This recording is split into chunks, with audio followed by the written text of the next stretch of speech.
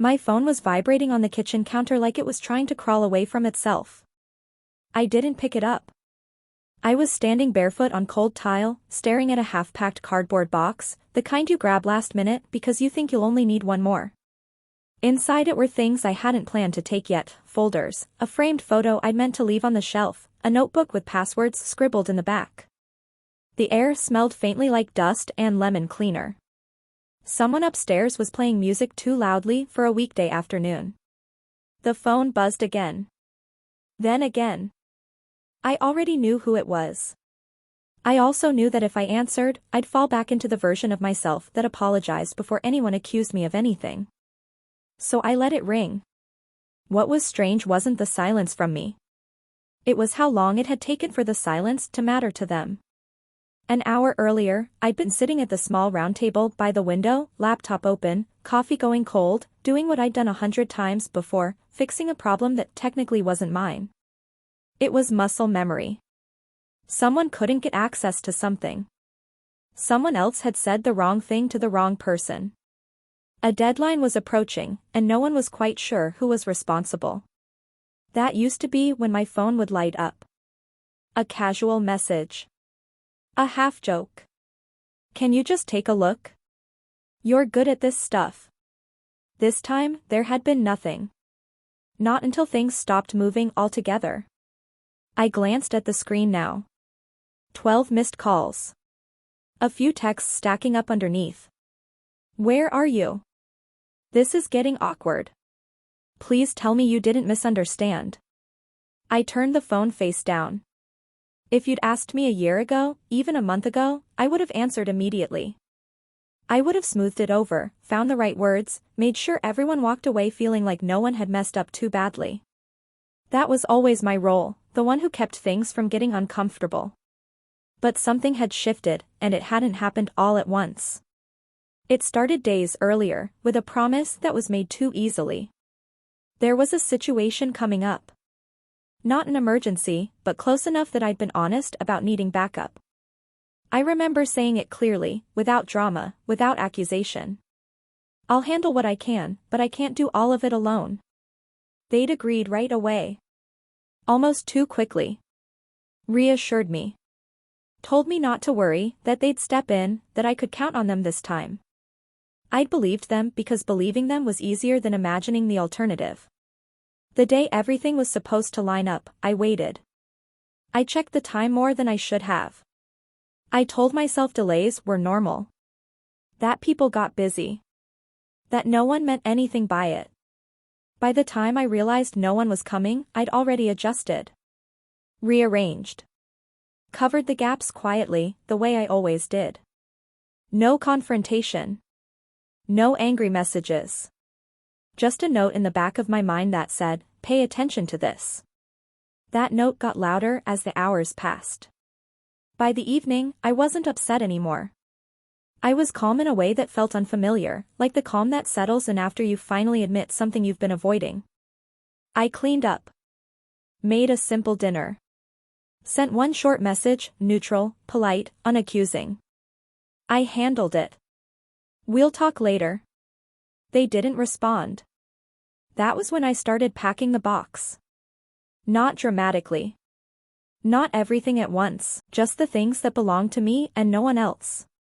The things I'd been lending out without realizing it, access, context, introductions, explanations. The invisible glue. When my phone started vibrating now, hours later, I knew exactly why. Things had stalled. Someone had asked a question that required an answer only I could give. A door that usually opened without effort had stayed closed. And for the first time, I hadn't rushed in to unlatch it. I picked up the phone, scrolled through the messages without opening them, and placed it back down between the salt shaker and the unopened mail. I wasn't punishing anyone. I wasn't teaching a lesson. I was just standing still long enough to see what happened when I did. Because the truth, the one I hadn't let myself say out loud yet, was this. They didn't disappear when I needed them. They disappeared because they thought I'd always be there anyway. And now, with that box half full and my phone lighting up the room, I was about to find out what broke first when I wasn't. I used to think I was helpful. That's the word everyone used, and I wore it like a quiet badge. Helpful sounded harmless. Generous. It didn't sound like a role you could get trapped in. Growing up, I wasn't the loud one or the difficult one. I wasn't the one who needed rescuing. I was the one adults trusted with details. The one who listened without interrupting. The one who could explain things in a way that made problems feel smaller. If there was tension in a room, I felt it before anyone said a word. And without anyone asking, I'd adjust. Change the subject. Fill in the silence. Translate what one person meant so another wouldn't take it the wrong way. At first, people thanked me for it. Later, they expected it. By the time I was an adult, my phone had become a kind of switchboard. Not for emergencies, those went to other people, but for everything that sat in the gray area. The misunderstandings. The scheduling conflicts. The situations where someone needed help but didn't want to look like they did. I knew who preferred emails over calls. Who needed a reminder delivered gently. Who could be convinced if the timing was right and the wording careful enough. I told myself this was just being competent. What I didn't notice was how often I was included only after something had gone wrong. How rarely I was asked what I wanted to take on. How easily, "Can you help?" turned into a "You'll handle it, right?" There was always a reason. Someone was overwhelmed. Someone else was busy. Someone had meant to deal with it sooner but forgot. And because I could step in, because I usually did, the gap between intention and responsibility quietly closed around me. I remember once sitting at a long table, papers spread out, listening to two people argue about whose fault something was. Neither of them looked at me when they spoke, but both of them glanced my way when the conversation stalled. I cleared my throat and said, "Okay. Let's slow this down." They both relaxed instantly. That moment stayed with me longer than it should have. Not because it felt good, though it did, but because of how natural it seemed to everyone else. Like this was simply how things worked. I didn't push back. I told myself it wasn't worth it. That harmony mattered more than fairness. That I could rest later. But later never came. What did come were more promises. More reassurance that this time would be different. That this time, when I needed support instead of providing it, someone else would step up. That belief carried me into the situation that finally cracked everything open. When I said I couldn't do it alone, they didn't argue. They didn't hesitate. They told me they'd be there.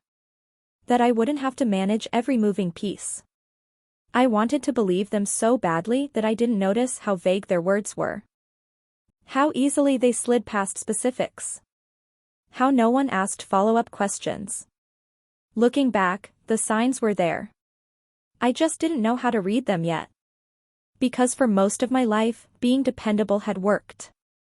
It had kept things smooth. It had kept me needed. What I didn't understand was that being needed isn't the same as being cared for. And the moment I stopped making things easy, the moment I didn't automatically step in, the story they'd been telling themselves about me started to fall apart. I just hadn't seen the fallout yet. That came later, when silence stopped being comfortable for them. And when they realized the role I'd been playing wasn't as optional as they'd assumed. The day everything went quiet wasn't dramatic. No shouting. No slammed doors. No final text that said "we're done." It was just empty. The thing I'd asked for wasn't huge. It didn't require heroics or sacrifice. It required presence. A few hours of attention. Someone to stand next to me while I dealt with something that felt heavier than it should have. I remember checking the time and thinking, they'll be here any minute. Then checking again and realizing no one had said exactly when. By mid-afternoon, I stopped waiting. I handled what I could on my own. I made decisions I would have preferred to talk through. I smiled at people who assumed I had backup. I told myself this was fine, that I'd managed worse before. But there's a difference between being capable and being supported. And I felt that difference settle into my chest as the hours stretched on. I sent one message. Short. Careful. Hey, are you still able to come by today? It sat there, delivered but unanswered. What surprised me wasn't the lack of response. It was how quickly my body adjusted. How naturally I slipped back into self-reliance, like a muscle I'd been using my whole life without realizing it was always tense. By evening, I'd stopped expecting anything. I ordered something simple for dinner. Ate standing up, because sitting down felt like admitting the day had officially ended without what I'd hoped for.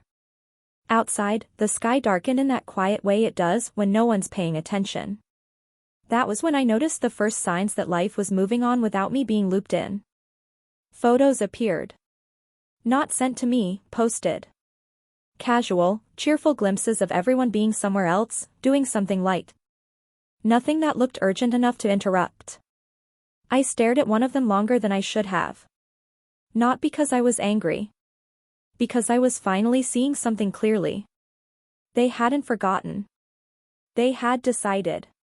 If you've ever told yourself, it's okay, I'll manage, while a small voice inside you asked why you always had to, you know the moment I'm talking about. That voice didn't sound dramatic. It sounded tired. I didn't call. I didn't confront. I didn't ask for explanations. Instead, I started paying attention. I noticed how no one checked in afterward.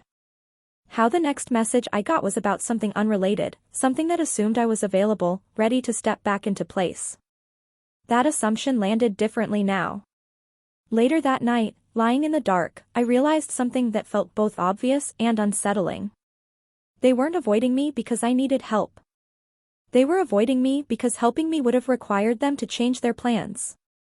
And in that realization, something loosened. Not snapped, just loosened enough to let a new thought in. What would happen if I stopped adjusting? What would happen if, instead of explaining or reminding or filling in the gaps, I simply stepped back? I didn't have an answer yet. But for the first time, I wasn't afraid to find out. Because the silence that night wasn't empty anymore. It was space.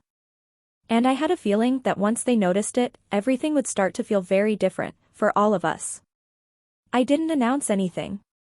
There was no message that said I'm stepping back or I need space.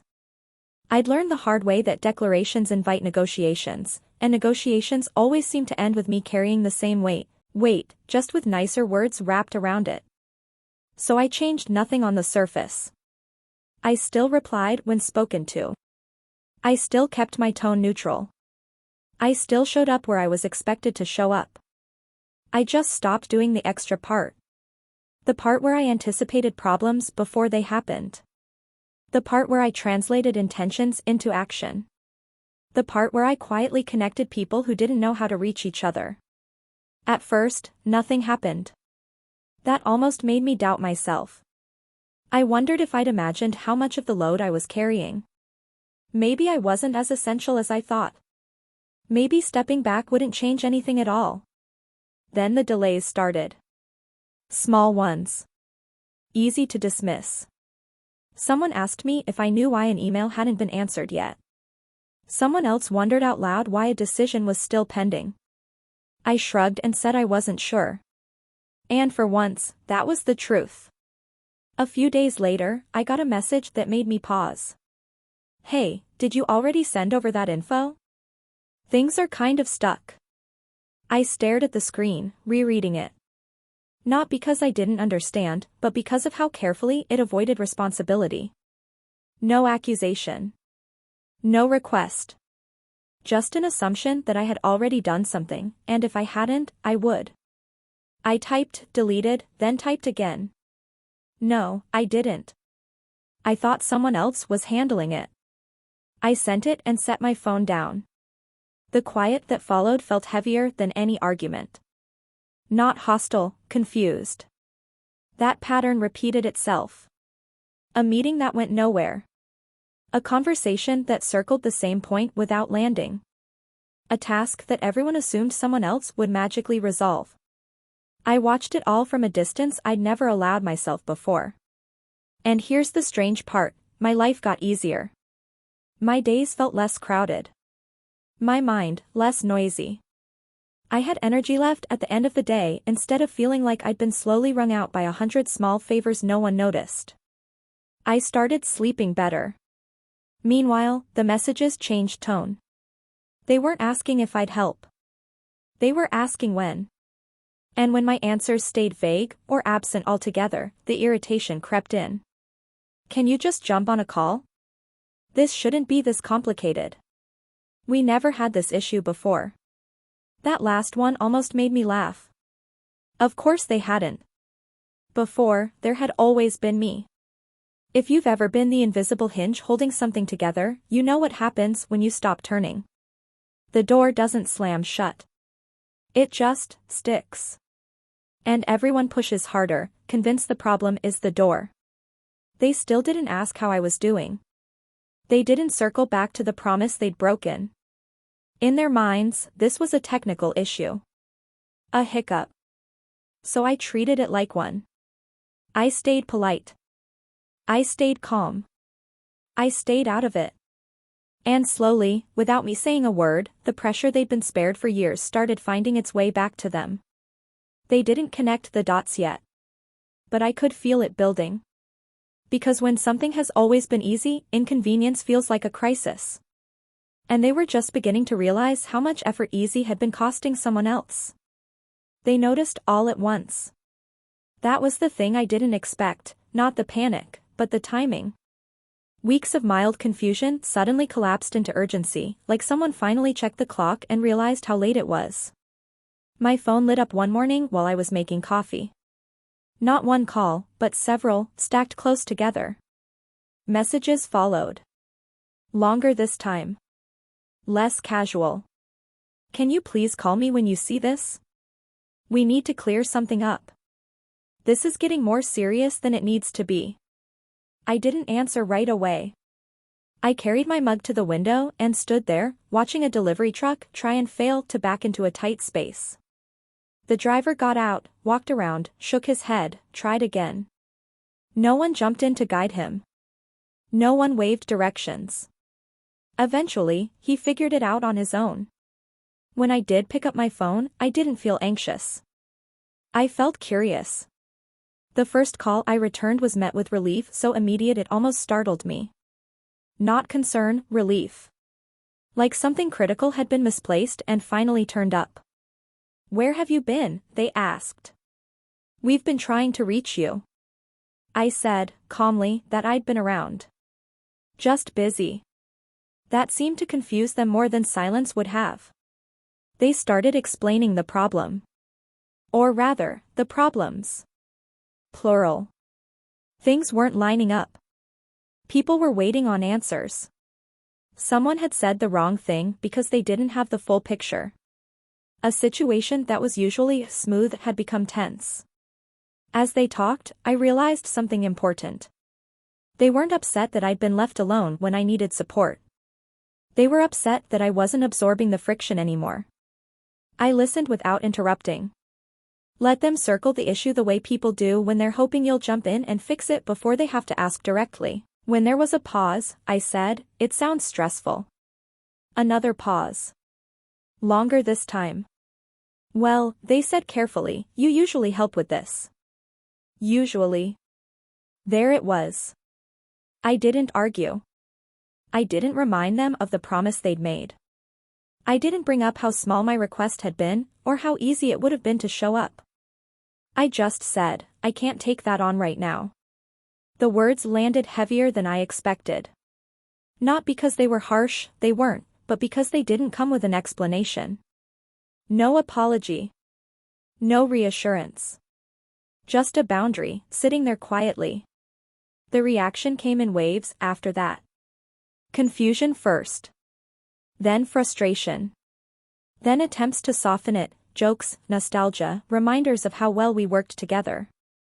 At one point, someone said, "You're really changing." I thought about that later. About how change only feels sudden to the people who benefited from the way things were. Over the next few days, the messages piled up. Missed calls. Texts that swung between pleading and irritation. They wanted me to step back into the space I'd vacated, not because they missed me, but because things were falling apart without me there to hold them in place. I didn't respond to all of them. When I did, I kept it simple. Polite. Distant.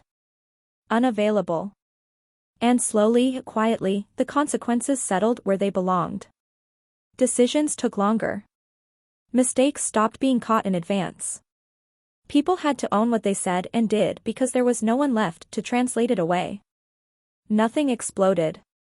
It just stopped being easy. One afternoon, after a particularly long string of messages, I put my phone on silent and went for a walk. The air was cool. The street familiar. I noticed things I'd rushed past for years. I realized then that this was the karma I'd never planned. Not punishment. Not revenge. Just absence. The natural result of stepping out of a role I'd never agreed to play forever. They were learning what their world looked like without my quiet labor cushioning every rough edge. And I was learning what mine looked like without carrying theirs. By the time the calls slowed and the messages turned sparse, I felt lighter in a way I didn't have words for yet. I hadn't left anyone behind. I just stopped standing in front of the impact. And for the first time, that felt like enough. The strange thing about stepping back is how quickly people rewrite the past. A few weeks after everything slowed down, I ran into someone unexpectedly. Not planned. Not dramatic. Just one of those moments where you recognize a familiar face before you remember the last version of yourself they knew. They smiled like nothing had changed. We exchanged the usual lines. How have you been? Busy, you know how it is. Then, almost casually, they said something that made me stop walking. You were always so good at handling things. I don't know how you did it. It wasn't meant to hurt. That's what made it worse. There was admiration in their voice, but also relief, like they were remembering a service, not a person.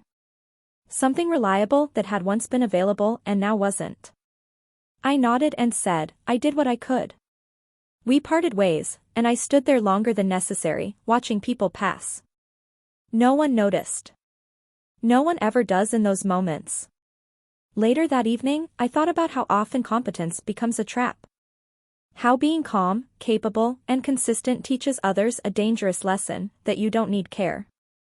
Around that time, the invitations started changing. They still invited me, but differently. Less assumption. More hesitation. Messages that ended with if you're free or no pressure. I could tell they were recalibrating, trying to figure out the new rules now that the old ones no longer applied. Some adjusted. Others didn't. The ones who adjusted found ways to manage. They learned to speak directly to each other. To follow up. To sit with discomfort instead of passing it off. Our interactions grew simpler, cleaner. The others grew distant. Not out of anger, exactly, but inconvenience. I was no longer useful in the way they'd grown accustomed to, and without that ease, the relationship required effort. That's when I understood something quietly devastating. Some connections are built on who you are. Others are built on what you absorb. Remove the absorption, and the connection collapses under its own weight. I didn't confront anyone about it. There was no need. The separation happened on its own, like sediment settling at the bottom of a glass. In the space that opened up, new things began to take shape. I said yes to things I'd always been too tired for before. I noticed how often I'd postponed my own plans because someone else's emergency felt louder. I started investing that same attentiveness back into my own life. Nothing flashy happened. No sudden success story. No big reveal. Just steadiness. And with that steadiness came clarity. I saw, with almost embarrassing hindsight, how often I'd confused responsibility with belonging. How I'd mistaken being needed for being valued. If you've ever stayed because things would fall apart without you, you understand how heavy that realization can be. One evening, I found an old message thread while searching for something else. It was from months ago, the day I'd asked for support and gotten silence instead. Reading it now, it didn't sting. It just made sense. The karma wasn't loud. It didn't announce itself. It showed up as people dealing with the consequences of their own habits, while I finally dealt with the consequences of mine. Choosing myself didn't cost me everything. It only cost me what was never mine to carry in the first place. By then, the silence had settled into something familiar. Not awkward. Not heavy. Just stable. Weeks passed without urgent messages. Without late-night calls framed as favors. Without that subtle pressure to stay available, just in case someone else hadn't planned ahead. I didn't realize how much noise there'd been until it was gone. Then, one afternoon, a message came through that felt different from the rest. No rush. No expectation. Just honesty, stripped of convenience. I owe you an apology. I didn't see how much you were doing until you stopped. I read it twice. Not because I didn't believe it, but because it arrived without a request attached. No follow-up question. No implied "can you help us fix this now?" Just that. I didn't reply right away. I set my phone down and thought about how often apologies are really negotiations. How they're offered not to repair harm, but to reopen access. This one didn't feel like that. When I did respond, I kept it simple. I appreciate you saying that. Nothing more. That boundary, thin but firm, seemed to reset something. The conversation didn't continue. And for once, that felt respectful. Not everyone reached that point. Some never did. I heard things indirectly.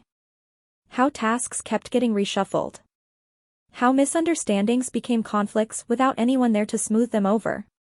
How decisions stalled because no one wanted to be the one responsible if it went wrong. The same people who once called things effortless now described them as complicated. It wasn't malicious. It was structural. When you remove the quiet stabilizer, the system reveals itself. And the system they'd built relied heavily on someone who never complained. I thought about stepping back in. Briefly. Old habits don't disappear overnight. There was a part of me that still equated usefulness with safety. That believed re-entering the chaos would earn me a place again. But then I remembered how alone I'd felt on that day, the one that started all of this. How small my request had been. How easily it had been ignored.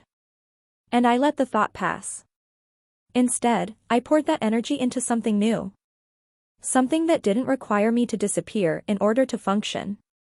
I wasn't essential there. I was just present. And that was enough. The karma, by then, was complete. Not because anyone suffered dramatically. Not because anyone begged. But because the comfort they'd taken for granted had been replaced with responsibility, and I no longer stood between them and it. They learned how heavy their world was without me absorbing the weight. I learned how light mine could be when I stopped. There was no final scene. No closing speech. Just a quiet understanding that some roles only exist as long as someone agrees to play them. And once I stopped, everything found its natural place. A few months later, I was cleaning out an old folder on my phone when I found a reminder I'd set a long time ago. It was vague. No details. Just a date and a short note.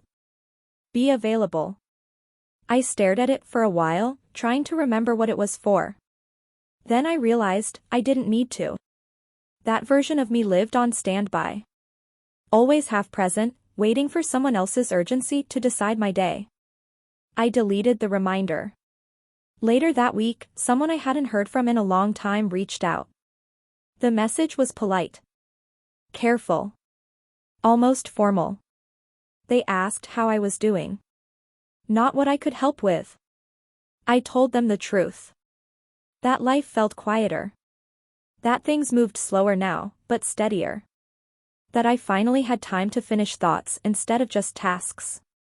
They didn't reply right away. When they did, it was just one line. I get it now. That was it. No explanation. No request. No attempt to reopen the old door. And in that moment, I understood something I wish I'd learned earlier. People don't realize what you carry until you set it down. And by the time they do, you're already walking lighter. I didn't win anything. I just stopped losing myself. And somehow, that changed everything.